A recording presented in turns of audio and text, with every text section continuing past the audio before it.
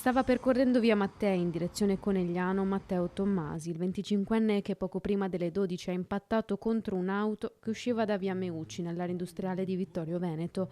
Uno scontro violentissimo che ha sbalzato il giovane centauro a 10 metri dal luogo dell'incidente. L'elicottero è arrivato da Belluno, l'ha trasferito d'urgenza in gravissime condizioni all'ospedale Cafoncello di Treviso. Matteo nel pomeriggio è spirato. Troppo gravi le ferite riportate. L'arrivo tempestivo dei soccorsi nei primi minuti aveva fatto sperare che il 25enne potesse cavarsela, ma le sue condizioni si sono aggravate con il passare delle ore. Il giovane di Colle Umberto è l'ennesima vittima sulle strade della Marca. Appassionatissimo di moto, conosceva bene la sua KTM su cui era in sella.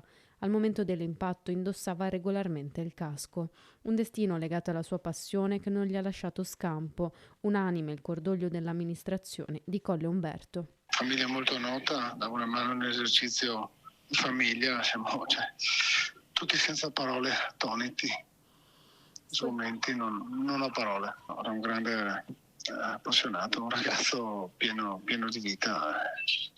In questo momento non ho altro che parole di cordoglio e vicinanza alla famiglia in questo momento. I genitori di Matteo Tommasi sono i gestori di un alimentari del paese e per questo molto conosciuti. Alla notizia della morte gli amici si sono radunati davanti al negozio. Matteo, oltre alla passione per le moto, giocava nella squadra amatoriale del Collywood nel ruolo di portiere. Non è grave, non avrebbe riportato ferite significative invece il 69enne di Vittorio Veneto alla guida della Mitsubishi Pajero.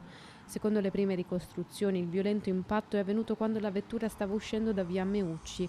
Ancora in corso l'indagine per ricostruire l'esatta dinamica della vicenda.